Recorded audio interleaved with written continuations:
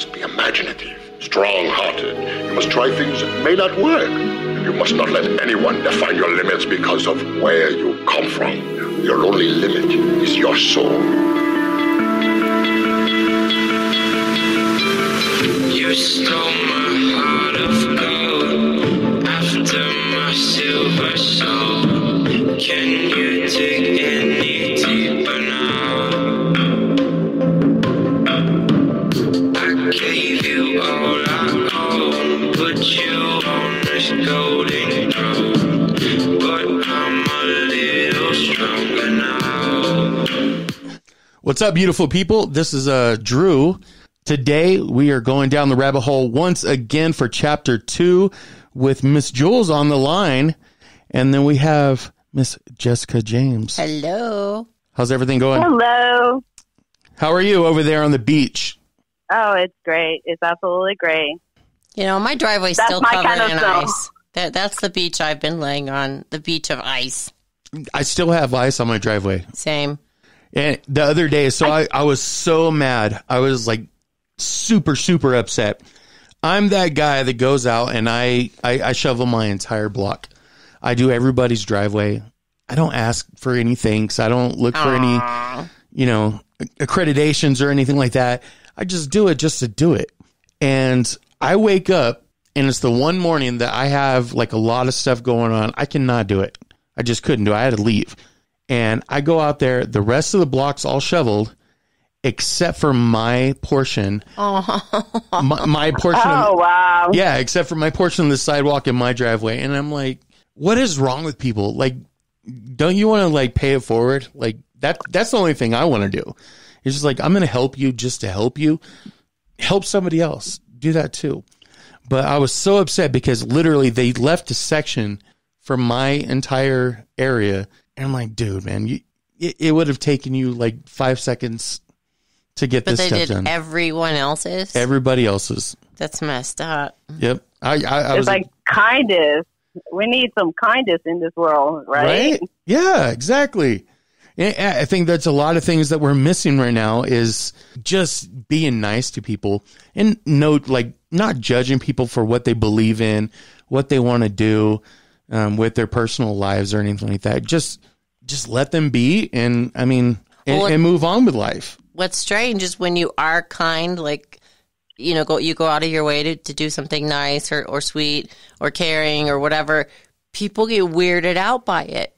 They automatically think, well, what does that person want from me? Why are they doing this for me? What's really going on here? Like, they're so suspicious, and it's just like, oh, or they're grumpy at you. Like, I'll be at the grocery store and I'll just do something nice, and like this old lady dropped a bunch of stuff one day, and I went to go pick it all up for her, and she shot me the nastiest look, and then went on with her cart.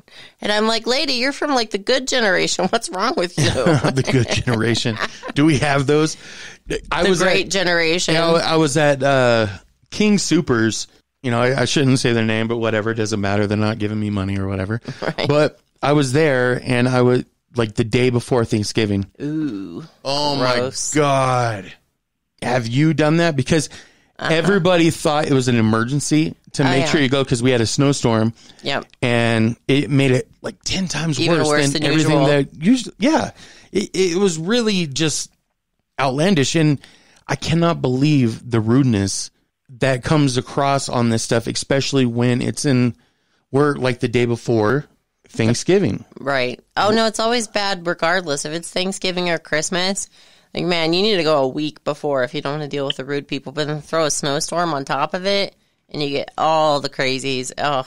Yeah. Julz, what did you do for Thanksgiving? What do the West Coast people do? Well, I'm in Key West finishing property down here, and what we did is enjoy the day. No, I actually had to work, but it's so good. I believe Thanksgiving is every day for me, honestly. That's a good way of putting it. Yeah, it should be. I mean, people go out to eat all the time. You cook at home. There's a lot of people that stuff their face every day, I get the whole bringing the whole family together, but I don't know. I think tradition. Remember, it used to be like every Sunday, every family would get together. I think a lot of families still do that. Not sure. We used to do But yeah. Fridays. It was Fridays, pizza, and we would watch Dr. Quinn, Medicine Woman. Well, now that we're in the season, in the middle of the Hallmark thing going on here, every night's a new freaking movie. Oh, yeah, like a Lifetime and Hallmark. And all Every that. single movie is the exact same movie, just a little twist to it. There's always this one girl who is in her job and she's really torn, and she has either a fiance or somebody like a love interest, and then one of her old past boyfriends or someone she grew up with drops into it, and she has to, like, you know, fall in love with it. And it's all like, let me build you a Christmas tree. Let me build you a Christmas tree. build you a Christmas tree. How do you build a Christmas tree? You know what I'm talking about. Don't make fun of me. I think you should be on the cats today just because you're so tired. So God knows what's going to come out of your mouth, and it'll be awesome. And Joel's job and I will just be but to you poke at guys know what I'm talking about. You know what I'm talking about. we Yeah, do. like the same cheesy every time. I mean, every year, same movie. And it's the same storyline, yeah. It's the same stuff. Right, The it's same like- actors. Okay. Same actors. And it's true. You were starting to say that whole the old boyfriend drops in and all this stuff. And I'd never watched Major League or whatever. I've never seen it until last night. I had one of my husband's mom came into town, and she turned it on, and same thing, like the really pretty girlfriend and the jock that used to be great, and then some bad happened to bad knees. Yeah. And so now he's trying to make her fall in love with the begin. It's like, listen, you had your chance. Okay, let me ask you that. Why do guys do that? Like, I swear it's happened to me so many times where, I've been in a situation and they, for whatever reason it doesn't work out, or they, use me or whatever, but they always come back later and like, I was wrong, and can I have another chance? And so many damn times it's happened to me, and I'm like, no, like, I can't relate to that. I got to be honest with you. I just. But can you help us figure out why men do that? What is it because of the movies? Like we us girls got locked in on the Prince Charming crap from Disney, and then the men were watching all these 80s movies where I mean, like, what? Is that the problem? Oh, that is so true. Yeah, I'll give you one That is answer. so true. One answer. Guys are dumb as hell. That's Yeah. all there is to it. Yeah, true. Guys are dumb as shit, and that's it. There's no other answer to give you. We just don't understand. We don't get it. We don't have the thought process there.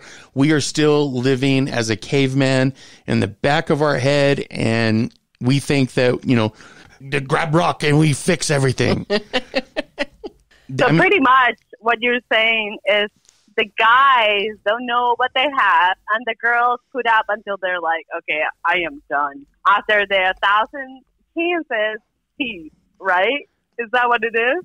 100%. 100%. There's no other way around it. And any guy that tells you otherwise, he's finessing you. Right? He's He trying may not even know it. He's trying his best to play some game on you. And that's the end of that's it. I don't even know what else to say about that. But the thing is, like, okay, I don't understand why play the game if you're not going for the ring, for the championship. Right? In it to Like- win it. Right? If you're in for that shiny ring, why? You know what that reminds me? Kind of like the New York Giants, the year that they took the shirts off when they were on the boat. They were like, "Oh, we're done. We're good. We got to the playoffs. Why bother trying?" And then they go Did they out lose? party. What happened? Yeah, Yes, and they ever lost. since So then, dumb. I'm like, sports? Oh. ever since then, we have done nothing. Absolutely nothing. Is that your team? Yes, that's my team. She said it all disappointed, like, yes. That's how I feel about saying I'm a Cowboys fan, because like every week it's like, depending on how Dak does or Zeke, I don't know. The only reason they're going to the playoffs is because of default. Mm-hmm. Your Because the rest of the coaching team sucks. And our division is terrible. So that's the only thing. We have the worst division in the Going entire for you. league. Who The does? entire league. When back in the What's a day, we were division? the best. I don't get it. What's a division? We're the NFC. What's a or division? the- I don't know what that means. I'm not joking. Every portion of the nation has a different division. Okay. So you got NFC East, West, and you got AFC East, West. So it's all divided. What's NFC and AFC? I don't know. Okay, let's go back to the relationship talk. Thank Clearly, you. We are. You gotta put a ring on it, and that's what you're trying to say is like you're trying exactly.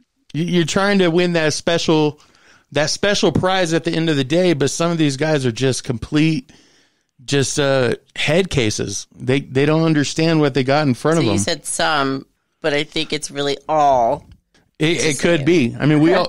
But is Look, that the whole gig though? Like we grew up watching the Disney movies. Like, oh, there's a prince, and it's gonna be happy, and maybe I'll get 7 little dwarves along with it. And then the men are all watching these movies where they can f up 100,000 times, and the girl will always take them back. Is that the deal? They're being fed this stuff into their brains, and so then they grow up and turn out like that. Wrong generation.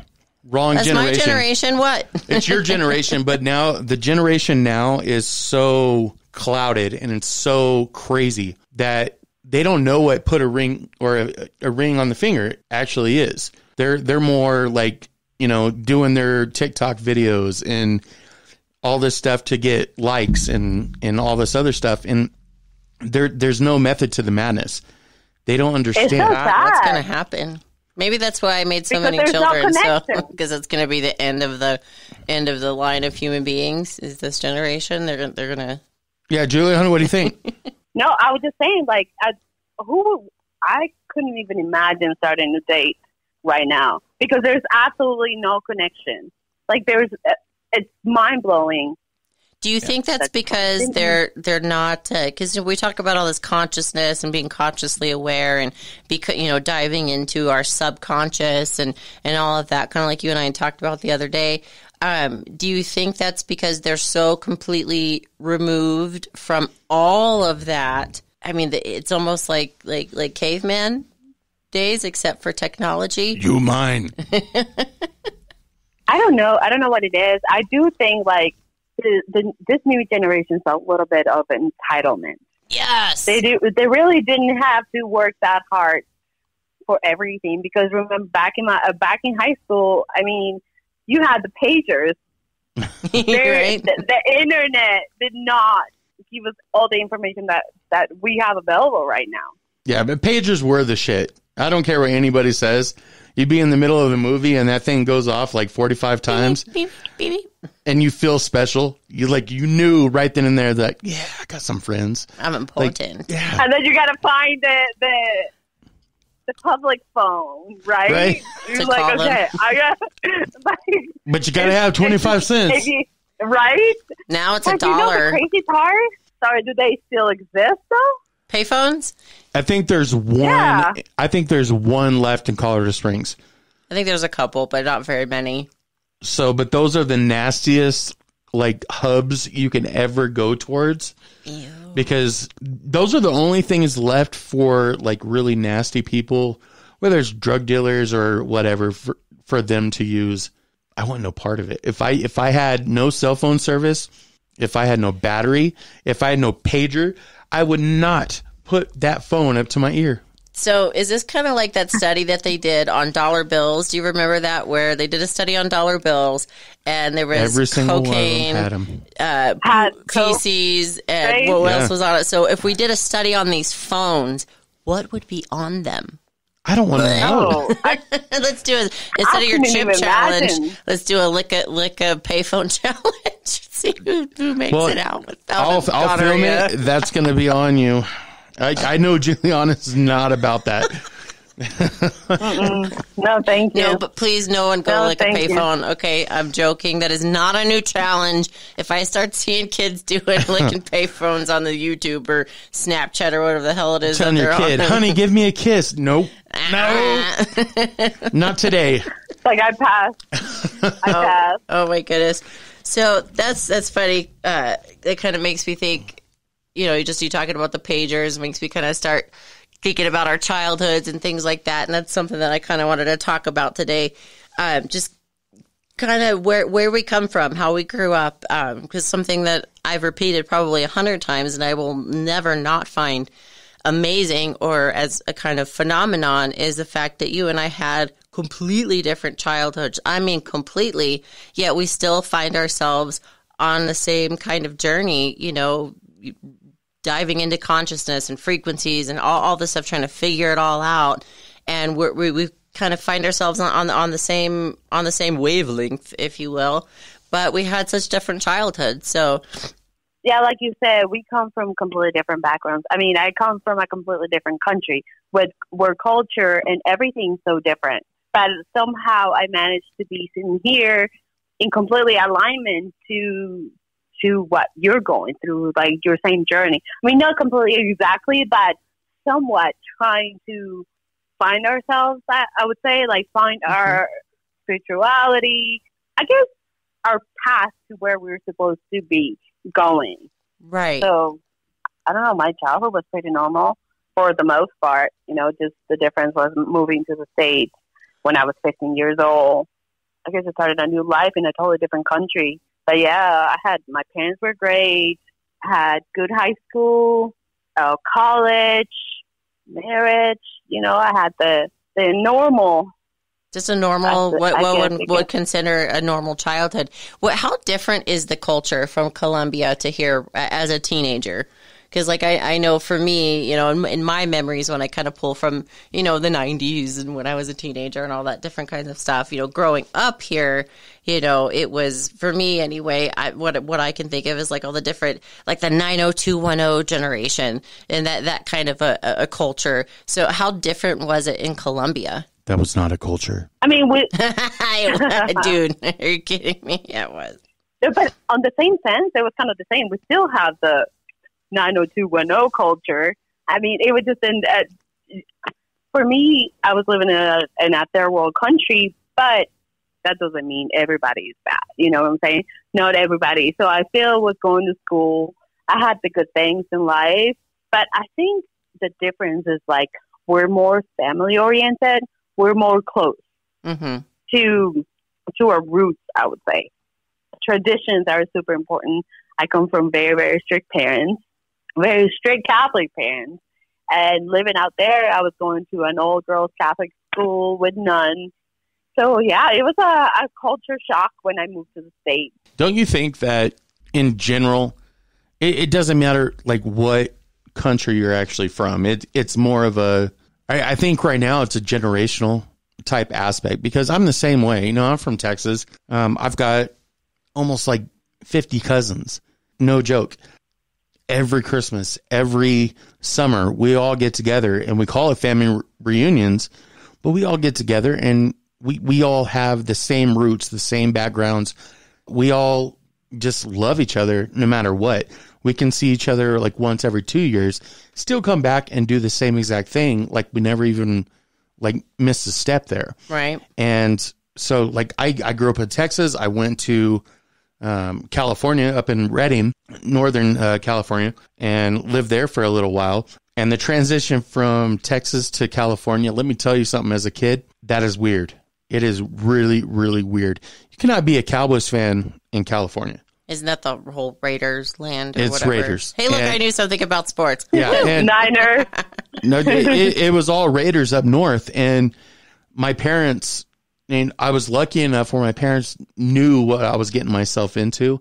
And they went out and bought me and my brother Raiders shoes, Raiders clothes, the damn overalls, down to the point where I was looking like a thug.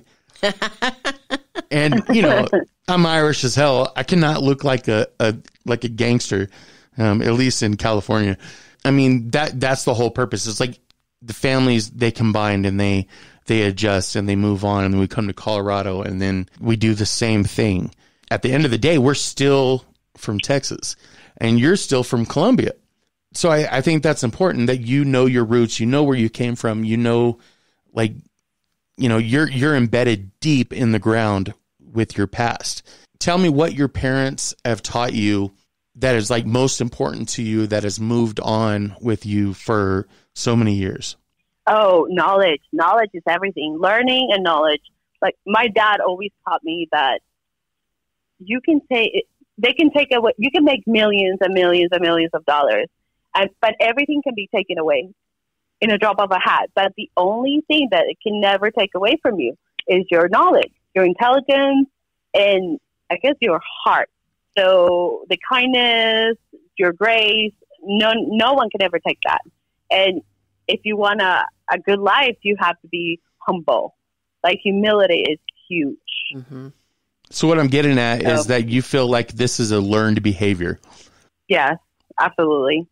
Because, I mean, don't get me wrong. We all do. We all have our moments, and I messed up plenty of times. But for the most part, I always come back to that humble, that, I am just here to live and to do my best to be a better person. See, and I came from a completely different kind of childhood where, oh man, because I was sitting here thinking of that question as you were asking it. What's the one thing that your parents taught you or people that raised you taught you that you've brought into your adulthood that you still cling to? And I'm literally sitting here and I'm going, crap.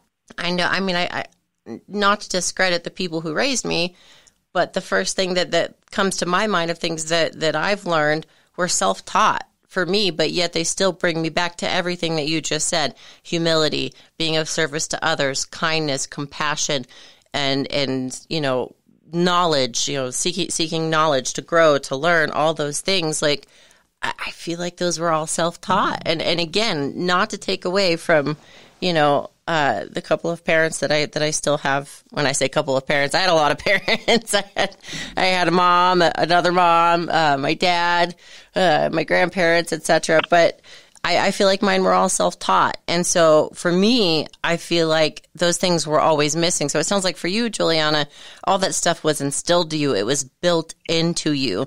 For me, it was all missing. So I went searching it out for myself to instill it. I think honestly, when I became pregnant with my first daughter, Aurora, that's when I could say my quote unquote journey began. My journey to self betterment, my journey to spirituality, etc. But before that, I feel like I was in a constant tailspin. You know, not knowing what to do, where to look, what to learn. You know, the one thing that was always shoved down my throat was the Bible. Just read your Bible. Just read your Bible. Just read your Bible. Okay. Well, what about, you know, boyfriends, dating, this, that? Read your Bible. You can't go out with your friends till you read your Bible. And what was funny is my parents were not churchgoers at all. Not that I can remember. I think my mom probably shoved me in a couple of churches here and there. My grandparents were. I thought you were going to say like closets. But go ahead. Dude, you know what? My bedroom was a closet. Growing up, that's a lot of times my bedroom was a closet. No joke. But I was excited though because it was mine. You know, when we did have a place to live that wasn't a car, you know, it was, if I had a freaking closet to decorate and make my own, I was happy about it. But anyway, let's all shed our tears and move on now. But, you know, so that's what my whole point is, that you and I feel like are both in that search for knowledge and, like you said, a good heart, compassion, kindness, all those things. But for you, it wasn't instilled in you. For me, I found it myself. But I also think that as we get older, we start to understand ourselves a little bit better. So whether it was taught, self-taught, or just we picked up along the way, we're in search for something. Once we cross a certain age, we're like trying to find ourselves. Mm-hmm. There's something inside of us that click and say, I need something more out of life than just, you know, your everyday routine. Because I never could find fulfillment in just, you know, like the 9 to 5 or the going to the grocery store, you know, I just couldn't. And for me, it was always hard to get impressed with things. So, like, you have to have like this heart, just do this acts of kindness just to even, for me to even recognize. And when you say that, do you, growing up in Colombia, I don't know the culture very well, so I won't pretend like I do. But all I know is that growing up in Texas with my family, every single person that was stranded on the side of the road, broken cars, if they got the signs out and all their stuff, and my dad and my mom would stop for every single one of them and do whatever it took. They would never give money, but they would do whatever it took to give them. And that's a learned behavior. Now I'm at a point where like it's been passed on to me because of the profession that I'm in. But when I see somebody on the corner panhandling, I have a serious issue with, is that person real? Right.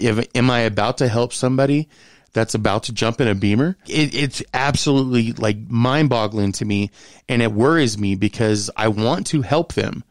Like I truly want to. And then I see them with their kids out there. It just bothers me so damn bad. And I have the heart, I know I do, that no matter what, I want to go get them like some Lunchables or some water or whatever it might take to just get them another hour through.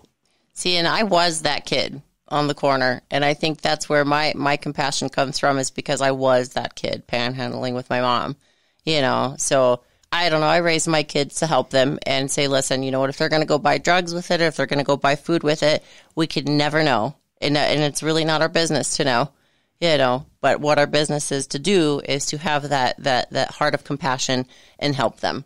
More often than not, if we can, give them food and water instead of money, then let's do that. But if all we have is money, let's give it to them. And man, if we ever see somebody on a corner, every single one of my kids, can I give them the $1? Can I do it? Can we, mom, there's people on the corner. Can we pull over? So, I guess from my side of it. It's tough for me because I know like where I live, there's a certain spot, and I won't say where because I don't want to point anybody out, but there's a guy that stands there every day with a gas can, but he has a gas can every single time. It says out of gas. You know what I mean? Yeah. I'm like, dude, how many days are you out of gas? Right. Like, you're doing a real damn good job. Like I need to invest in this corporation that you got going on here, because I would love to be a part of this money making situation. They did a study, man. Some of those people make $100,000 or something crazy a year. There's a house, again, I won't give the corners, of where it's by a Starbucks, but these guys live in this house, and they literally just walk out their front door, walk up not even a half a block to the corner, and hold up their sign, and they take turns. And the only reason I knew that is because I lived with one of my friends over there for a little while, a while back, and it was the same guys, and we saw them go in and out of that house, and I guess it's a known crack house. So the point is that you never know. You really never know who you're giving money to or what it's for, except in those scenarios when you see the same people. I was pissed off. And Juliana, you can give your take on it in a minute, but I was super pissed off. There was a guy on a corner, had his dog out. It was hot. There was no shade. This dude was just letting his dog just like Poor burn puppy. up. And so I pull up next to him. I'm like, what can I do? He's like, yeah, we're just hungry, both of us. And, so I was like, cool. I said, I will be back in like 10 minutes. I go to the store. I buy a gigantic thing of dog food. I buy like a couple of meals from him. It was probably McDonald's, I think. I brought it back, and he was gone. And his sign was on the ground, and that was it. Like, he was gone. And it's because he didn't want dog he wanted food. money probably for he didn't want dope or something. And so that's my personal problem. So again, going back to like childhood and stuff and being raised in a certain situation, Julz, do you have a whole lot of empathy for people like that, or do you like try to shy away from it? Because I know you personally do a lot of fundraising for a lot of people actually in need. Well, my approach is a little bit different. I tend to follow my gut a lot, my intuition, and I'd rather be kind to everybody. It doesn't matter what. It doesn't necessarily mean if somebody's panhandling, and I kind of get like a feeling like, oh no, you're okay. I'm still gonna be kind. Even like a smile or like a hello. But yeah, for the most part, like I'd rather do go straight to someone that's really hurt or somebody that needs help. Like there's so many problems in the world, like, and I hate to say this, but we live in 2019 where everything is available for anybody. Anybody that want to change their life, they can change their life. Anybody that wants to be successful can be successful. If there's a will, there's a way. You know, and I get it. Like, the worst part is hitting rock bottom. But guess what? Once you hit that rock bottom, your life will change. You will it clicks on you that you gotta do something. You gotta be better than what is happening to you.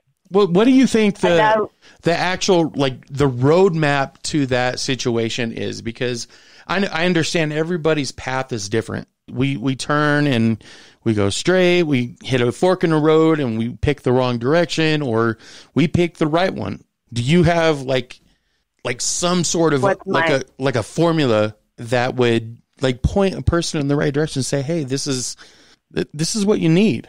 I think it's all the person's will. Like, either you want to change or you don't. It's as simple as that. Because as hard as we try to change other people, we can't. We really can't. We don't have control over anybody else. But for ourselves, we have control for ourselves. Yeah, there's going to be stuff that happens to us, and it's going to hurt us, and it's going to put us in a circumstance that we don't want to be in. But it's that moment that you decide, I want to change. I want something different. What makes that other person more important than me? How come they can do it and I can't? And we see stories like that every single day, everywhere. You know? So I don't think this specific roadmap it's just a decision. It's that desire that you want to change, is making that decision. Right. That brings me to the other thing I wanted to talk about with you, and this is something that you know a lot more about than I do, but it's so fascinating to me. I love it. You constantly challenge me. Like, you bring stuff to me all the time where I'm like, oh my God, I never knew this information. Holy crap, it's opening up a whole new world for me, a whole new level of understanding. And like, it's never boring with you, like, ever. That's what I love about you. But the human design, can you tell us a little bit about that? Like, a little bit of the research that you did with that, or just whatever you want to tell us that you know about it? I'm not an expert. This is just me being fascinated about something, but human design is pretty much a system of modern and ancient science that has proven to have such a valuable understanding of the human body. Like, it's a great tool to discover what makes you different from everybody else. And it just breaks it down, the insights of your psychology. Mm-hmm. And then it gives you strategies of making the correct decisions and helping you live a better life. So, for example, I'm a generator, mm-hmm. meaning that I can create things, and I pull the energy from different aspects of my life. But yeah, human design is like a really neat thing because it tells you, it tells you about everything. It tells you about it gives you a little bit insight about yourself. It tells you how to respond to life. Mm-hmm. and little questions. So I really suggest that everybody at least take a look at it, maybe understand it's psychology. It's really not that crazy woo-woo, but it's just mostly psychology on how to go about answering difficult circumstances in your life, or even how do you process food, what kind of food you should be taking. And it's all based on your date of birth and the energies that day. It's a really cool stuff.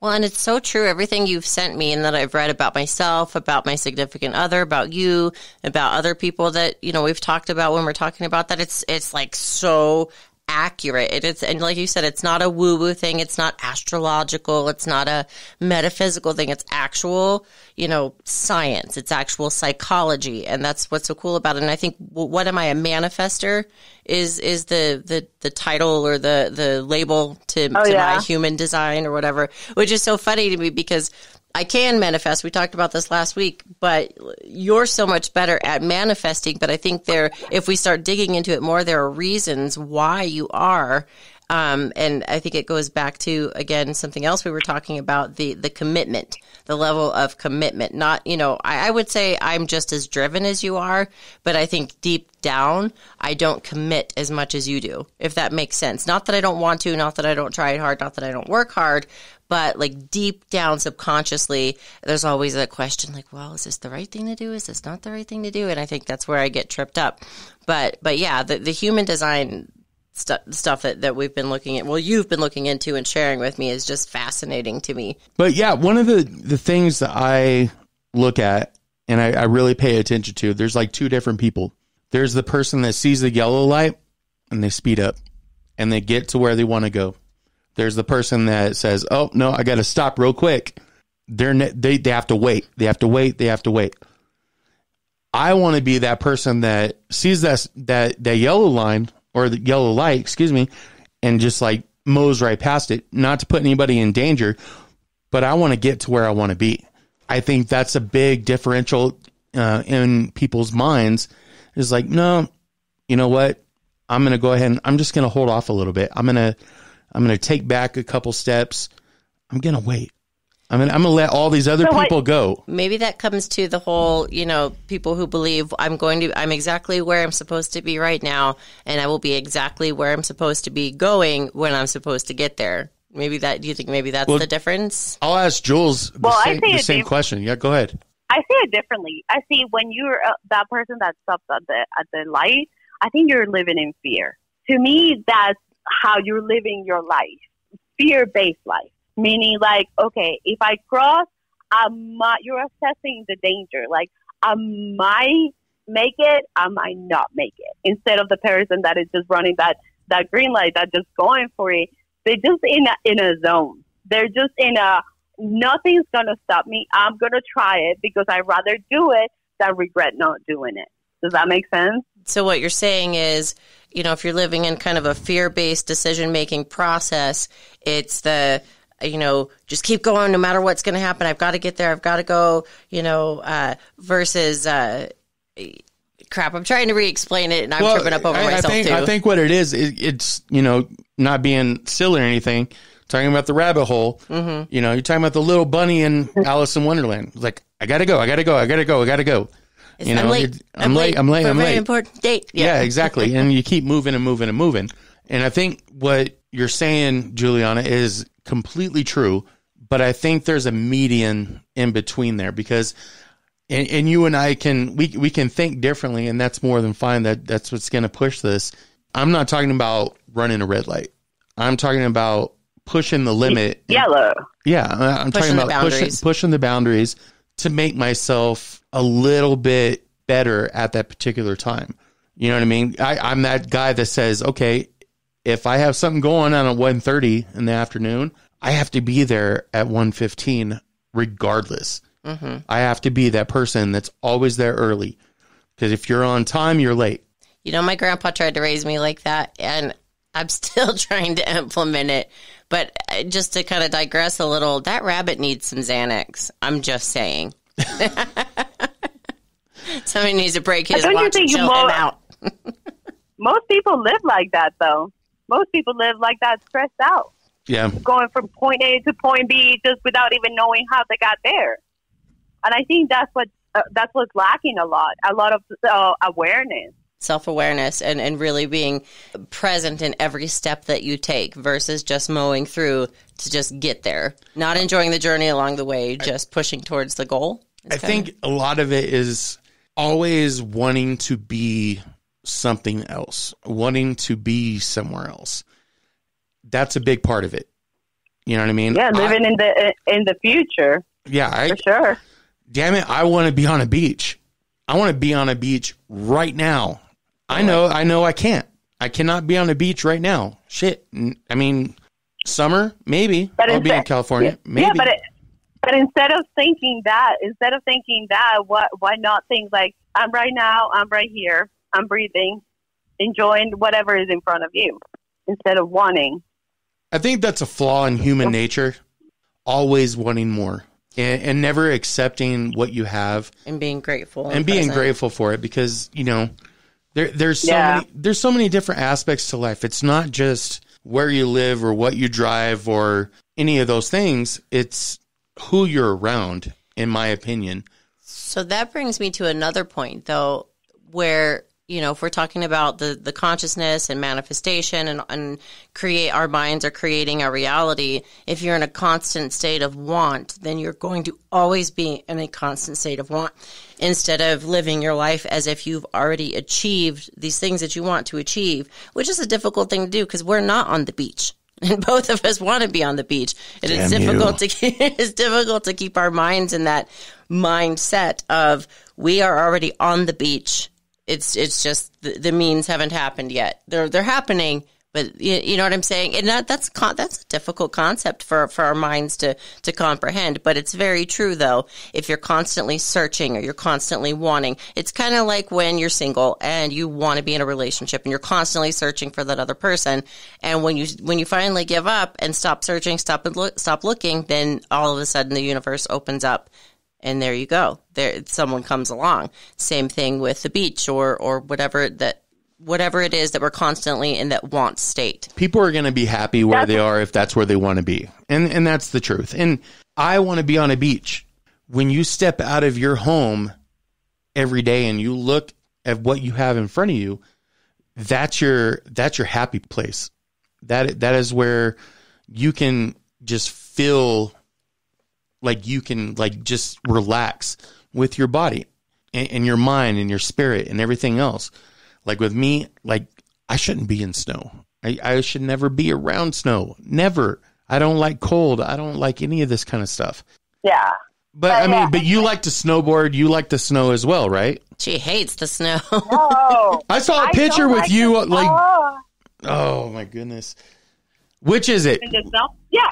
Well, no, I like going to snowboarding. I enjoy like the weekend, but I couldn't live in the snow. I lived in the snow when I lived in New York City. I went to NYU when I was in college. So yeah. Okay. That was my only snow experience. So, but I lived in Atlanta for a little bit, but. So what are your thoughts on what I had said about being in a constant state of want? I think that's what's going to slow you down to get what you want instead of being. Like, when you want, it's your subconscious telling you that you don't have it, that you can't have it. So the universe creates that for you, basically. It creates exactly what you're putting out there. Even though it's not what you want, it's what your subconscious is settled into having, is wanting. And that's what we have, and that's why we have bad experiences, bad relationships, bad experiences. That's, we're creating everything. We're planting a seed every single time we do anything. And it's karma, it's momentum, call it whatever you want it. But yeah, I think we're creating our reality every single day. Whatever we put in our minds, it's what's going to happen. So back to the whole thing that I brought up earlier at the beginning of the podcast about, you know, how different our childhoods are, but yet we still seem to be on the same spiritual paths and all of that. Speak on this for a little bit, if you would, as far as like the whole oneness, as far as letting go of the illusion that we are all separate beings, but that we're really all one, like that collective consciousness kind of thing. I think we're all connected, honestly. It just, you know, the way I started learning since I got into my spirituality, my yoga practice, is like everything is frequencies. So eventually we align with those frequencies and it's all going to come back together to one. Mm-hmm. You know, like we always have something in common as a humanity because they have done this massive meditations where we have raised our vibration as a planet. So I definitely believe that there's oneness, that we're connected somehow. And that's why kindness is so important. So how do we get everyone on board? I think get yourself on board first. Right. That's the main thing. It's your journey, but by you going into your journey, you're adding to the world a little bit. So imagine if everyone was in the same mentality, in that journey of kindness, humility, and love. Like treat each other with respect, love each other, you know, unconditionally. Stop the whole bickering. Stop the crazy protests. Stop the insanity that is going on. That's getting us nowhere. I do believe, it's getting nowhere. And I do believe people are kind. I do believe there's more good than bad in this world. Why do you think that the Some news and people stuff are- like that drums up the negativity more than anything, though? Like, that's all you see on Because TV. because negativity is louder than positive, than being positive. You know, just like, example, you go and see reviews. One review is going to ruin the whole place reputation just because somebody had a bad day. Or you don't know what it is. But yeah, I do believe that negativity is a lot louder than positivity. And we all gravitate towards it more than the positive things. But why is that? I mean, why? What is our deep psychological need for all this negativity? We all say that we hate it. We all say we want to be more positive and we want all this love, but yet we all still gravitate towards the negative. Because misery loves company. So more people, somebody that can sympathize with you, or you're down and you're sad, and I just sit there in misery instead of lifting you up. When I try to lift you up, when I try to change your attitude, you're going to be more aggravated than if I just go and sit with you and say, yeah, you know, this person sucks, this sucks. Yeah, of course that's going to be louder. But once you start that positive, and how does that make you feel? And that's what it's a psychology level. Like, you have to go from different levels of emotion. I like your wording with karma, and you said momentum. That to me, that put a whole nother thought process going on in my head, and I've been thinking about it when you guys were talking. But I've always been a person that also says action creates reaction. So if you're kind things will happen back to you. If you're a jerk, you're going to get that back tenfold. I mean, it's just one of the things in my life that I put out there. Like, I try not to be a complete asshole to everybody.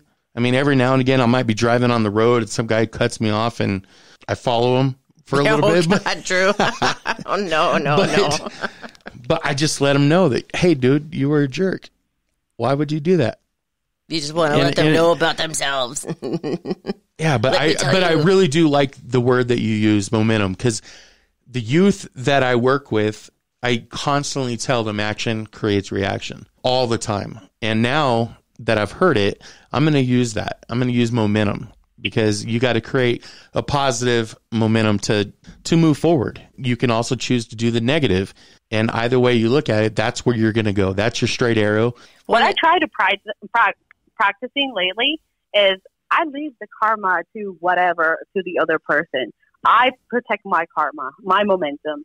So if I'm kind, it doesn't matter what the other person is doing. It's not my responsibility. You know, whether they did me wrong or not, at the end of the day, is their karma, is their momentum. I know my lane. I stay in my lane. And you should know this from MMA. It's all about that action and reaction. The more you react, the more you're going to be, you know. When a person jabs, you throw a jab and a cross. Right. It's going to come back harder. Yeah. Yeah. So this thought just popped into my head. You know how we always talk about how, you know, you attract. So if I'm in a constant negative state, I attract more negative stuff. And just in thinking about frequencies and whatnot, I know I'm going to throw out, it's going to sound very elementary, but it started making me think of magnets. Yes, Watson. Like when, all right, Sherlock. Like magnets. Like if you put two negative sides together, they repel each other. Is that not? Am I thinking of that correctly? Right? With magnets. Anybody? Yes. No? Okay, but you put a positive and a negative together and they attract. So, she's laughing. Sorry, my brain just we all had to think about that for about 3 seconds. We're like, hold on 1 second. I'm completely in a different conversation. Let me keep up, right? Well, it's just the whole negativity and positivity and, you know, and all that kind of stuff. So why is it that we attract the negative or the positive, whatever frequency we're riding on, but yet, like with magnets, it's always the opposites attract. And then that brings me to a whole other thing in like relationships where they say, "Oh, yeah, maybe that's attract." chapter 3. Chapter 3. There you go. All right. Good Lord. I was just setting us up for next time. That's what I was doing. Yeah. Yeah. Because okay, magnets. Okay. Sorry. Yeah, I was on the same playing field as you were on, Jules. But it was just everything you were saying that started making me think about that, about the whole action and reaction and attracting the likes and all of that. It just, You got to throw science into the manifestation and everything. It's like, come on. Like, dude, I'm not there yet. All right. Well, thank you for being on. Again, Double Barrel Brothers podcast production. This is Going Down the Rabbit Hole. And this is Drew. Jessica James. And our guest. And Jules. Yep. Yes. And we'll hear from you soon, okay? Thank you, guys.